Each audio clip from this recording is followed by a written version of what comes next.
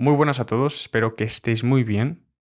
Y como podéis ver, ya estamos delante de la pantalla. Vamos a proceder a explicar todos los aspectos teóricos necesarios de nuestra estrategia, pero en el módulo de hoy vamos a comenzar por la base, vamos a comenzar con el principio fundamental del mercado, que es la teoría de la subasta, que es la teoría sobre la cual vamos a construir todo lo demás. Para explicar la teoría de la subasta es muy necesario que interioricéis las dos fases en las cuales se mueve el mercado. Tenemos una primera fase donde el precio está, digamos, dentro de un rectángulo, que después pondremos un ejemplo real, pero ahora quiero ejemplificarlo a través de un dibujo porque es más fácil de comprender. El precio está en esta primera fase dentro de un rectángulo. ¿Qué quiere decir cuando el precio está lateralizando? Cuando el precio está, digamos, dentro de un rectángulo, consumiendo tiempo en este rango de precios determinado entre el 1.1669 y el 1.1588. ¿Qué quiere decir esto? Que tanto compradores como vendedores, que son los dos únicos participantes que existen en el mercado y son realmente los que tienen el poder de mover el precio, están en equilibrio. ¿Qué quiere decir que están en equilibrio? Que encuentran que estos precios son justos. Son justos para ambos y por tanto deciden intercambiar aquí contratos. Sin embargo, existe una segunda fase, que es una fase de desequilibrio, es una fase de ineficiencia. A la anterior le llamaremos una fase de eficiencia. En la fase de ineficiencia, tanto compradores como vendedores difieren en la valorización del precio. Y por tanto vais a ver un comportamiento mucho más errático, un comportamiento mucho más vertical y agresivo. ¿Por qué? Porque el precio, cuando se encuentra en zonas tendenciales, en momentos tendenciales, vais a ver que el precio se va a mover mucho más rápido porque huye de esa zona. Pensad por un momento, si el precio estuviese cómodo en esta zona, si tanto compradores como vendedores encontrasen que estas zonas de aquí son zonas donde se pueden intercambiar contratos, donde realmente hay un precio justo, el precio realmente generaría estructuras, generaría, digamos, rectángulos. ¿Por qué? Porque habría mucha gente dispuesta a negociar. Movimientos más verticales, movimientos más agresivos, significa que hay poca gente dispuesta a negociar y el precio huye a esas zonas. ¿Hacia dónde? Me preguntaréis. Hacia nuevas estructuras, hacia nuevas zonas de negociación donde tanto compradores como vendedores estén a gusto. Entonces podréis deducir que estas primeras zonas de desequilibrio son zonas de transición para el precio, para que el precio, se pueda dirigir de estructura o zona de negociación a una estructura o zona de negociación diferente. Como el precio tiende a la perfección, siempre va a estar en una zona de ineficiencia y las únicas zonas de ineficiencia que existen son las zonas laterales. Una vez dicho esto, os voy a poner un ejemplo en concreto para explicar mucho mejor y que interioricéis lo que acabo de decir. Dicho esto, para que interioricéis mucho mejor lo que acabo de decir, vamos a poner un ejemplo con la valorización de unas casas en un barrio en concreto. Suponed que en un barrio concreto las casas tienen una valorización de entre 300, 100.000 euros y 270.000 euros. Esta pequeña variación entre los precios de las casas va en función de si una tiene una terraza, otra tiene una piscina, otra tiene más o menos metros cuadrados. Si dibujamos el precio, veremos que algunas tendrán un precio más alto, un precio más caro, ¿vale? Y este precio irá variando en función del tiempo. Habrá momentos del año en el cual todas las casas tendrán un precio más bajo, al igual que en otros momentos del año la valorización de las casas aumentará, porque a lo mejor ese barrio en concreto será más conocido o tendrá más afluencia. Pero ahora vamos a poner el caso hipotético de que hay un factor externo que cambia drásticamente la valorización de las casas. Supongamos, me lo invento, que ocurre un diluvio torrencial.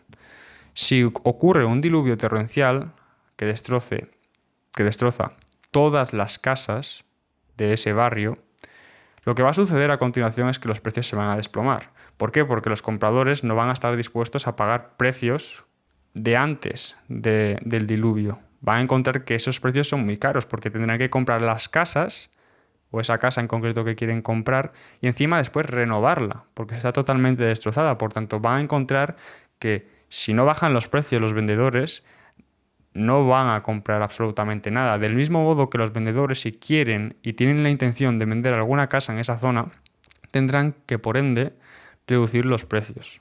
Entonces, de forma natural, el precio va a iniciar una fase de desequilibrio, una fase de tendencia hacia la baja.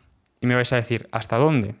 Como os he dicho, hasta otra zona de negociación anterior, porque el precio se mueve entre zonas de negociación. Entonces, cuando el precio encuentre una nueva zona de equilibrio, tanto para compradores como vendedores, el precio dejará de caer y se frenará, generando una nueva estructura.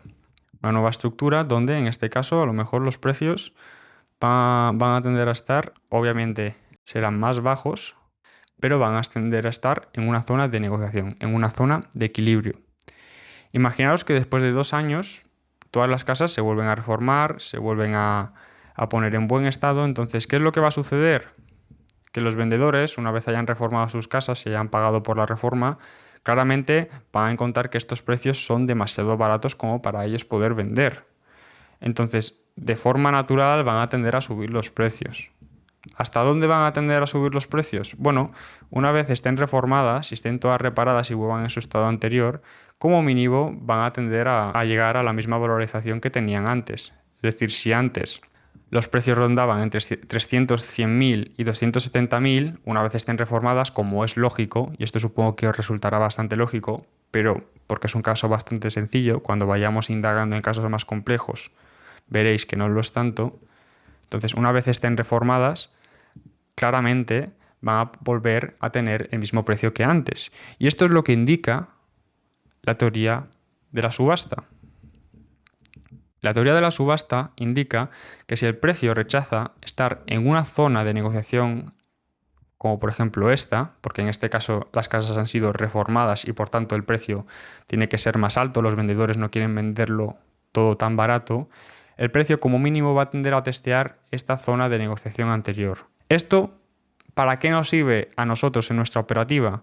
Bueno, es muy relevante tener esto en cuenta en nuestra operativa porque de saber que el precio rechaza estar en esta zona en concreto, una vez el precio ves que aquí rechaza reingresar en lo que es la estructura de la zona de negociación, nosotros sabemos que como mínimo el precio va a llegar a esta zona. ¿Por qué? ¿Por qué como mínimo va a llegar a esta zona? Bueno, como mínimo va a llegar a esta zona porque es lo que indica la teoría de la subasta y sabremos que no se va a frenar ni aquí, ni aquí, ni aquí, que como mínimo se va a frenar en esta zona y como mínimo va a llegar hasta los 270.000 euros. Nuestra estrategia, ahora algunos de vosotros supondréis y acertaréis de forma correcta, habréis deducido de forma correcta, nuestra estrategia se basa en pillar estos movimientos. Estos movimientos de entre zona de negociación y zona de negociación. Porque a sabiendas de que estos momentos de tendencia, ya sea tendencia a la baja, ya sea tendencia a la alza, son temporales y son las herramientas, son los medios que nos van a ayudar a llegar a una zona de negociación previa. Por tanto, nosotros lo que vamos a esperar, y de forma muy resumida os voy a contar la estrategia, por tanto nosotros vamos a esperar a que el precio nos confirme que no quiere estar en una zona de negociación y ejecutaremos a favor de ir a buscar la siguiente. Por tanto, siempre vamos a estar mirando dónde el precio ha negociado previamente. Explicado esto, vamos a ir a un gráfico real, porque queda muy bien esto en dibujo, pero ahora me vais a preguntar, vale, pero esto en realidad nos es útil en nuestro día a día. Sí. Fijaos aquí. A la hora de detectar zonas de negociación, lo que vamos a utilizar es lo siguiente. Vamos a utilizar recuadros para marcarnos estas estructuras. ¿Veis cómo aquí el precio genera una estructura? ¿Veis cómo el precio en esta zona en concreto inicia un periodo de tendencia? ¿Veis cómo el precio aquí genera otra estructura más abajo, pero sigue siendo una estructura? El precio únicamente tiene estos dos tipos de comportamiento, estos dos tipos de fases. ¿Veis cómo el precio cuando rechaza estar en esta estructura, dónde vuelve? rechaza estar en esta estructura.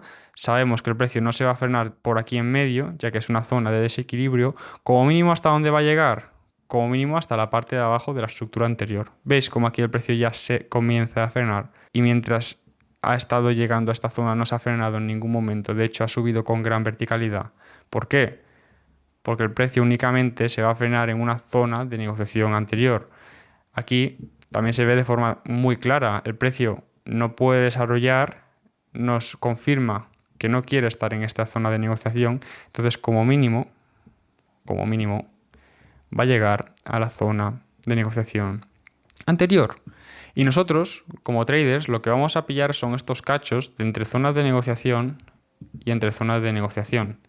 Obviamente, todo lo que os estoy explicando ahora, simplemente para dar una pequeña introducción, está todo bastante simplificado, pero supongo que os estáis quedando un poco con la idea en general. Esa es nuestra operativa. Hay que entender que el precio tiene ciclos donde el precio está más estructural, buscaremos una cosa distinta, y ciclos donde el precio está más vertical, buscaremos otra cosa distinta, en función de si el precio está en periodo de desequilibrio o de estructura.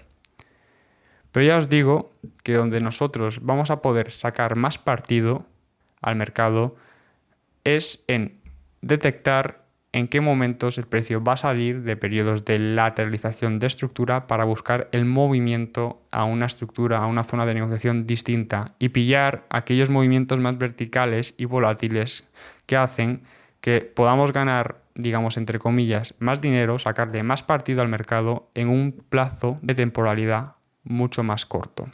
Dicho esto, espero que hayáis entendido todo. Pasamos con el siguiente módulo.